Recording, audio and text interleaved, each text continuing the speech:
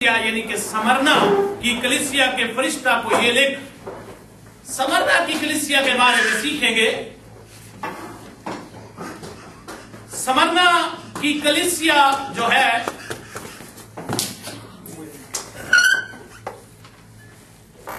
ये इफिसस कलीसिया की बदौलत ये कायम हुई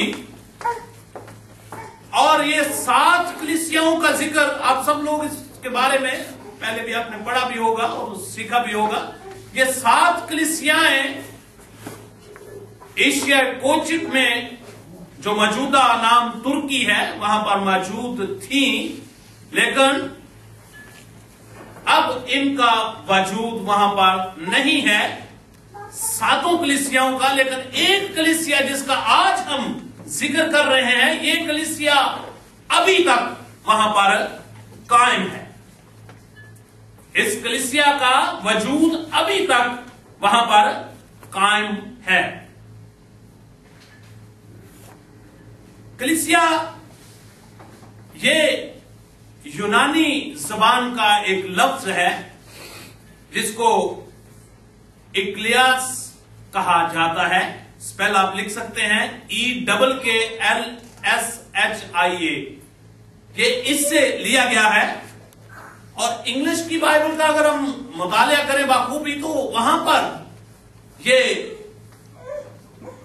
चर्च बॉडी को कलीसिया का नाम दिया गया है। और कलीसिया का जो लफ्ज बाइबल मुकद्दस में इस्तेमाल हुआ है, ये ऑलमोस्ट 76 मर्तबा कलीसिया का नाम कलाम मुकद्दस में आया है। कलीसिया को गला भी कहा गया है। कलीसिया को भेड़ों से भी तशबीह दी गई है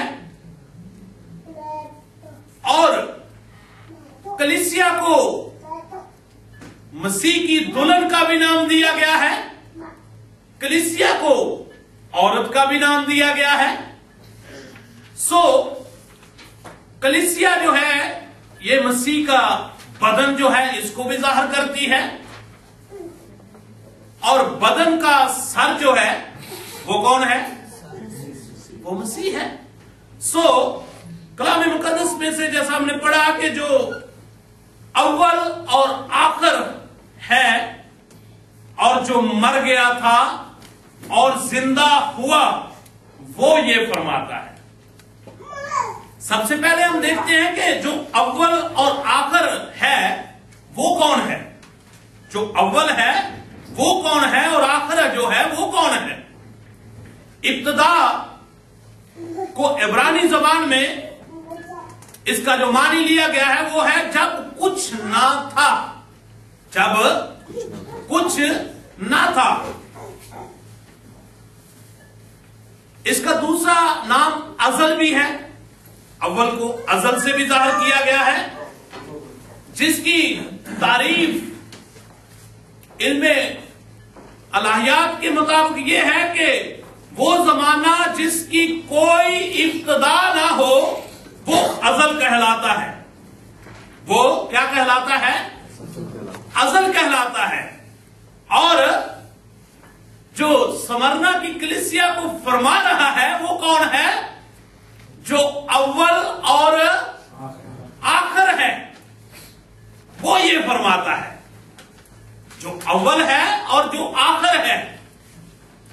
अगर आप यूहन्ना की मार्फत लिखी गई अंजील मुकद्दस उसका पहला बाब और उसकी पहली 2 आयत को तलावत करें या पहली आयत को भी तलावत करें तो वहां पे क्या लिखा हुआ है? इब्तिदा में क्या था? कलाम था। और कलाम क्या था? खुदा के साथ। खुदा के साथ था। और कलाम ही जो है वो क्या हुआ? मुजस्सम हुआ। इसका मतलब है कि अव्वल और आखिर जो है वो ये फरमा रहा है। अगर आप यूसाया नबी का सहीफा निकालें, उसका 48 बाब और उसकी 4 आयत पढ़े, जल्दी से जरा निकाल दें। टाइम को भी हमने उसे खातर रखना है।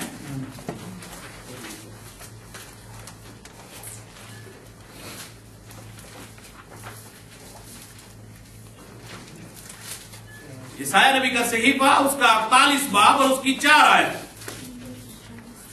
जी पढ़िए जरा। 41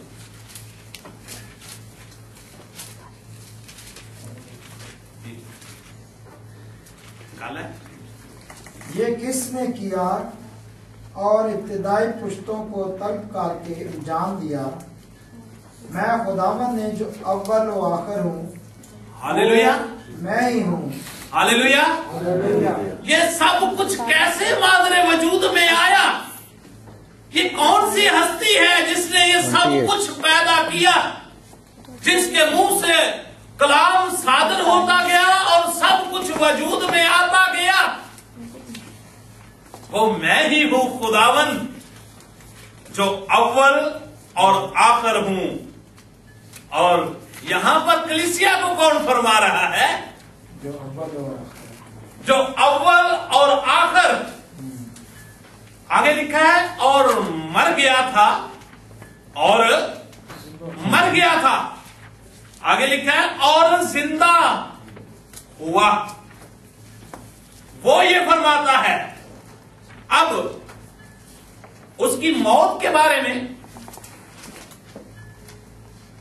उसने जब खुदावंद यीशु मसीह अपने हयात तैयबा में थे तो वो लोगों के सामने जब हम कलाम होते थे तो उस वक्त भी उन्होंने क्या फरमाया था? अगर तुम इस मकदस को 3 ढा दो तो मैं क्या करूंगा 3 दिन के अंदर। मत्ती की इंजील और उसका 26 बाब और उसकी 61 वर्ष में आप देख सकते हैं।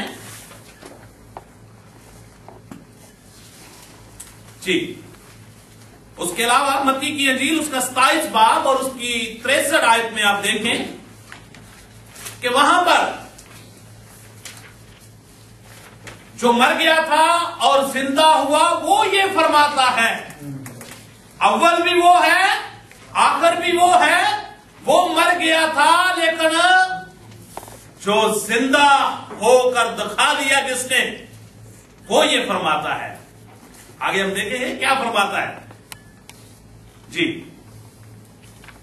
मत्ती की इंजील उसका 26 बाब और उसकी 61 वर्ष। इसने कहा है, मैं खुदा के मकदस को ढा सकता और 3 दिन में उसे बना सकता हूँ। ये वही है जिसने ये कहा था कि मैं इस मकदस को अगर ढा दूं और इसको फिर मैं 3 दिन के अंदर क्या करूंगा, दोबारा इसको कायम कर दूंगा। और फक्की और फरीसी क्या कहने लगे? तो देखो कुफर बकता है, ये कैसे मुमकिन है? बल्कि एक जगह पे तो पता क्या कहते थे? हेरोदीस के पास जाकर, जो बादशाह था उस वक्त का, उसको खुदावन कहते थे उस वक्त। जब सलीब पर खुदावन यीशु मसीह ने आप सबके और मेरे खानदान के लिए जब उसने अपनी जान मसलूबियत की वसीला से दी, जब उसकी लाश उतारी गई तो खुदावन के पास गया फक्की और फरीसी। क्या कहने लगे? याद है क्या कहने लगे? निकाले मत्ती की इंजील उसका 27 बाब और 63 आयत। खुदावन हमें याद है कि बादशाह के पास गए हैं जो उस वक्त का हाकिम आला था और उससे कहते क्या क्या रहे हैं। हाँ जी जरा पढ़िए जरा गौर से। खुदावन हमें याद है कि उस धोखेबाज ने जीते जी कहा